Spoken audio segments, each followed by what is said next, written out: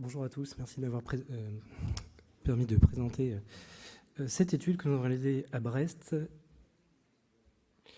Je n'ai pas de difficulté à expliquer à l'Assemblée que la myopie aujourd'hui est quelque chose dont la prévalence se majore. En 2050, les projections, c'est la moitié de la population mondiale, et pas qu'en Asie et pas qu'en Europe. On a une augmentation du nombre de myopes dans le monde, je viens de le dire, une augmentation du nombre de chirurgies réfractives depuis la pandémie, ça a été démontré. Et puis une évaluation pré-chirurgie réfractive qui est consommatrice de temps, tant sur le plan optique que sur l'ensemble des examens qui sont réalisés. Et donc l'objectif de notre étude était de comparer des résultats obtenus en réfractométrie continue, à lentille continue, associés à un algorithme semi-automatisé, versus celles mesurées habituellement lors d'un bilan pré-chirurgie réfractive réalisé dans notre service. En l'occurrence, en particulier la réfraction manifeste et la réfraction sous cycloplégie. Nous avons réalisé cette étude de manière observationnelle comparative à Brest entre début 2021 et mi-2022. Les critères d'inclusion étaient ceux de la réalisation d'une chirurgie réfractive cornéenne. Nous avons seulement exclu les patients au-delà de 40 ans pour limiter les personnes qui avaient une capacité d'accommodation diminuée du fait de leur âge. 3 sous-populations ont été définies, notamment les myopes, les hypermétropes et une population d'astigmates en fonction de leurs défauts réfractifs. Et 2 seuils ont été repris, ceux classiquement utilisés, le petit p égale 0,05 pour la définition de la significativité statistique, et puis un seuil de pertinence clinique qui correspond à un pas de réfracteur à un quart de dioptrie.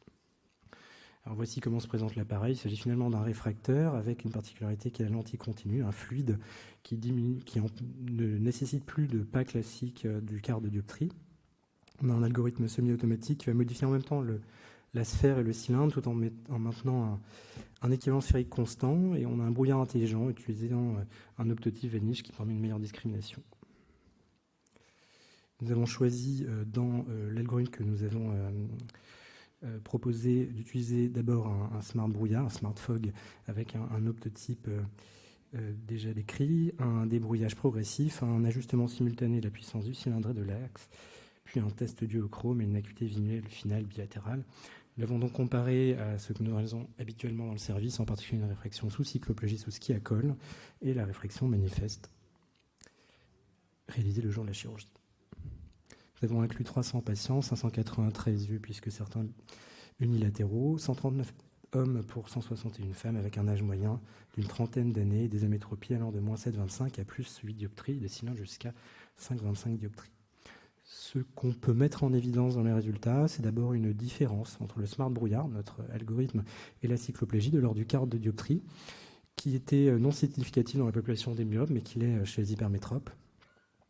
Une différence aussi déjà connue entre la réfraction manifeste et la cycloplégie à un peu plus, à 0,36 dioptries.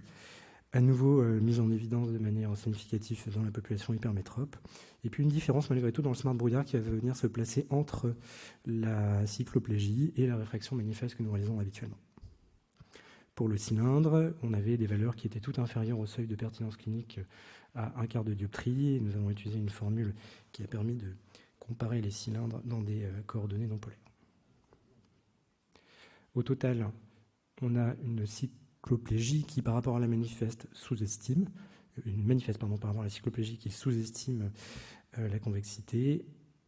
On a un smart brouillard qui va venir se placer entre les deux, avec une différence qui est de l'ordre de 0,11 par rapport à la manifeste, non significative, mais un peu plus importante, et qui est notable notamment dans les cas des hypermétropies.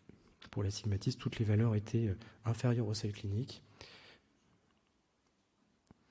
Au final, concernant cet appareil, on a peu d'études à ce jour. On a une étude de Van Kataram et de son équipe qui ne mettait pas en évidence de différence par rapport aux techniques conventionnelles de brouillard, qui ne comprenaient pas la cycloplégie. Et chez les enfants, une étude interne à notre service qui mettait en évidence la capacité de bon dépistage chez les jeunes dont on sait qu'ils ont une bonne capacité d'accommodation, mais pas assez précis pour aller jusqu'à prescrire la correction optique totale. En conclusion, on a des résultats qui s'approchent de la réfraction sous cycloplégie, en tous les cas chez des adultes de 18 à 40 ans, 30 ans en moyenne, on l'avait dit, notamment chez les myopes. on avait un nombre de sujets qui était relativement faible pour les amétropies extrêmes. Et donc, on a des résultats qui sont non définitifs. La cycloplégie a toujours sa place, mais il peut se poser la question de quelle place a ce nouvel algorithme, et notamment sur la tolérance de la correction, puisque la correction optique totale n'est pas appliquée habituellement chez les hypermétropes en chirurgie réfractive. Enfin, concernant les données du cylindre, on a des résultats qui sont fiables et reproductibles. Merci à vous.